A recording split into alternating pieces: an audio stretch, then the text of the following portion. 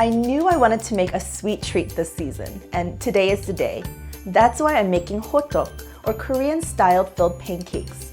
They're called pancakes, but to me they taste more like donuts filled with cinnamon, sugar, and nuts. Doesn't that sound good?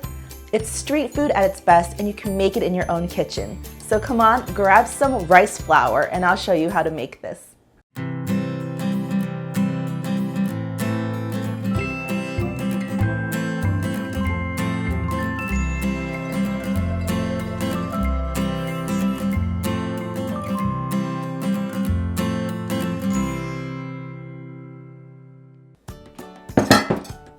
If you never had Hodduk before, you're missing out. And the ingredients are so simple for this that there's no reason you can't make this at home. What you're gonna need is flour, vegetable oil, sweet glutinous rice flour, milk, walnuts, sugar, brown sugar, salt, cinnamon, instant yeast, and black sesame seeds. I'm gonna start out with the dough, and you're just gonna use classic all-purpose flour, 2 cups. And then I have a secret ingredient, and this is sweet glutinous rice flour. And this is what adds kind of like a chewy texture. You're gonna need 1 cup of that, and you can find this in the Asian aisle of your grocery store. And this is completely optional. You can totally leave this out. This is 1 tablespoon of black sesame seeds. They sell this in the Korean grocery store, and I think sometimes in the Asian aisle of a regular grocery store. This just adds kind of like a little interest in the dough. Next, I have a teaspoon of kosher salt and 2 teaspoons of sugar.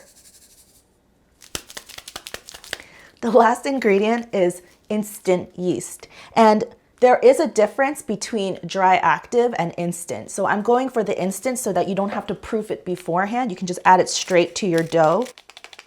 Give it a whisking.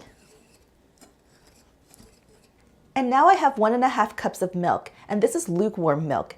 And if it comes straight from your fridge like mine, just pop it in a microwave for like 20 seconds or so. To that, I'm gonna add 1 teaspoon of vegetable oil, and then I'm just gonna slowly incorporate it. I'm gonna start off with my whisk, but then I'm gonna switch over to a wooden spoon because then it's gonna get too ridiculous. Like, look at this, this is crazy. Okay, try your best to get all the gloopiness out of your whisk. This dough may look like there's way too much flour and not enough liquid to bind it, but if you just keep patiently stirring it, it'll all absorb, and that's what you want. You just want it to become this really sticky, tacky dough blob, and you just want to make sure that all of that flour does get incorporated, especially at the bottom of the bowl. I was thinking of going to the gym after this, but maybe I don't have to. Almost there. Okay, now it's super tacky and springy, bouncy. I'm just gonna cover this with plastic wrap and then keep it in a warm place. I'm actually gonna put it in the oven with just the oven light on. Or if your kitchen is warm, you can put it just in your microwave with the door closed. You're just gonna let this dough rest for about 45 minutes, and it should double in size. After that, you're gonna punch it down into center. Usually it helps to put a little oil in your hand first so it doesn't stick to your hand. You're gonna punch it down into center just to release the gases that form in it, and then you're gonna cover it and put it back in its resting spot for another 15 minutes.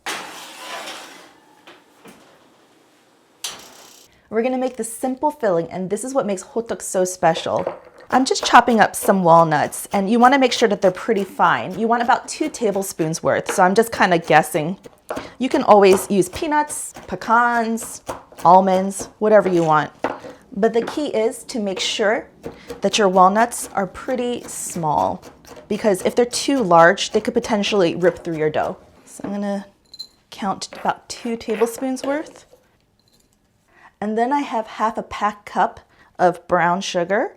The brown sugar just melts away when you heat it up, and it turns into a syrup. It's delightful. And then I have a teaspoon of cinnamon. And I find this to be so interesting because when we had Hodduk in Korea over the summer, man, that was like what I was looking forward to. The first time I bit into it, it instantly reminded me of a cross between a funnel cake and a churro. And I was like, why does it taste like a churro? And it's because of the cinnamon. So guys, this is your complicated filling. All I'm gonna do is wait for the dough and then assemble my pancakes over there.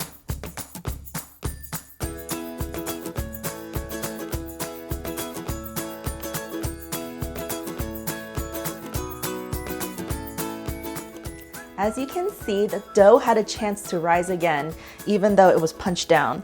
And it's nice and springy. I also have a pan with a generous amount of oil, and you're gonna kind of shallow fry these things. We're also gonna dip our hands into some more oil. And from this point on, just assume that all your utensils, your pan handles, and everything is gonna be oily. You're just gonna rip off a chunk. This is so satisfying, by the way. And I'm going for about 2 to 2.5 inches of dough. Spread it out onto your hand as much as you can without it getting too thin. And what we're gonna do is kind of mimic making like dumplings or something. And then we have a tablespoon of your little nut sugar mixture. I'm gonna place it into center. Make sure your pan isn't too hot. I like to put it about medium. And then I'm going to just kind of fold it around to enclose the center. When everything's nice and closed, you're gonna go palm side down onto the pan where the seam is. So you wanna close that seam. And this is why it's important for your hands to be nice and greasy so it plops off. And then I'm just gonna quickly make a second one. You can probably fit maybe 2 to 3 depending on the size of your pan, but you don't wanna overcrowd it because you need some space for them to flatten out. Another spoonful. Now, if you wanna put a little more filling than a tablespoon's worth, you can, but then there's a risk of it being too full and busting out. Be patient. There you go.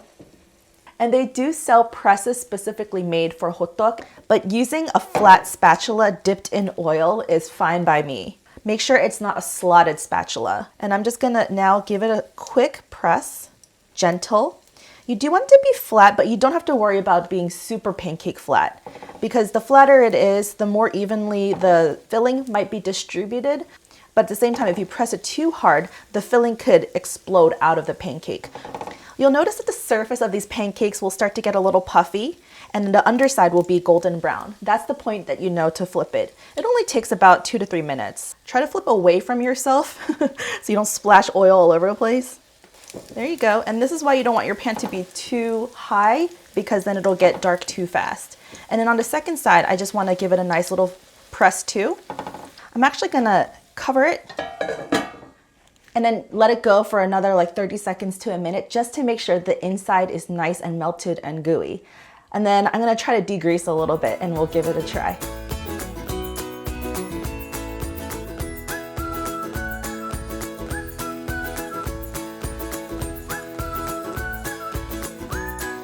Oh, it smells so good. Doesn't it? Mm-hmm. Doesn't it smell like a churro or a donut? Yep. The cinnamon, right?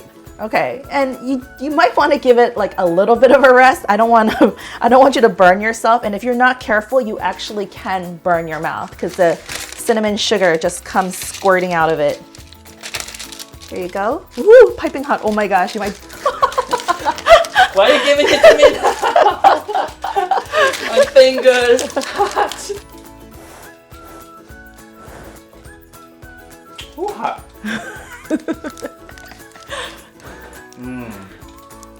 Did you get any of the filling? Uh-huh. All right.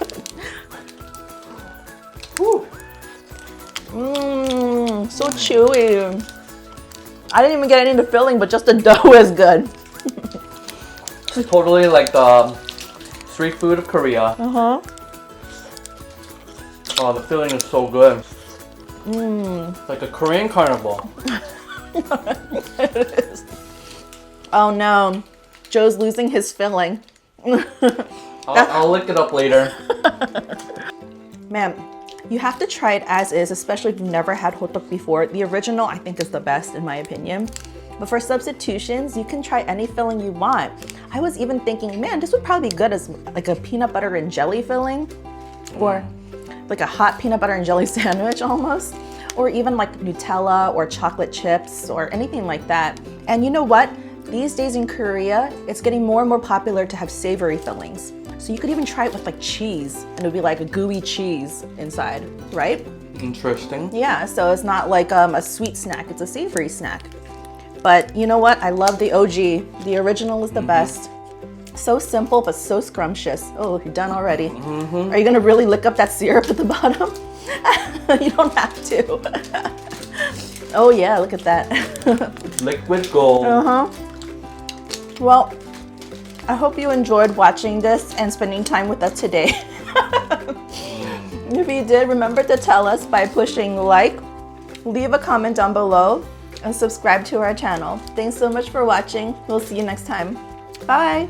Bye. Or Korean style filled pancakes. They are called pancakes, but to me, they, do it again. I hesitated too long. Springy, bouncy. Oh my gosh. And they do sell presses. And they do sell, blah.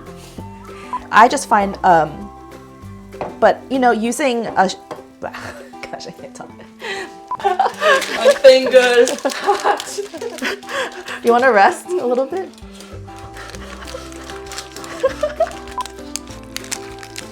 It's like sugary goodness.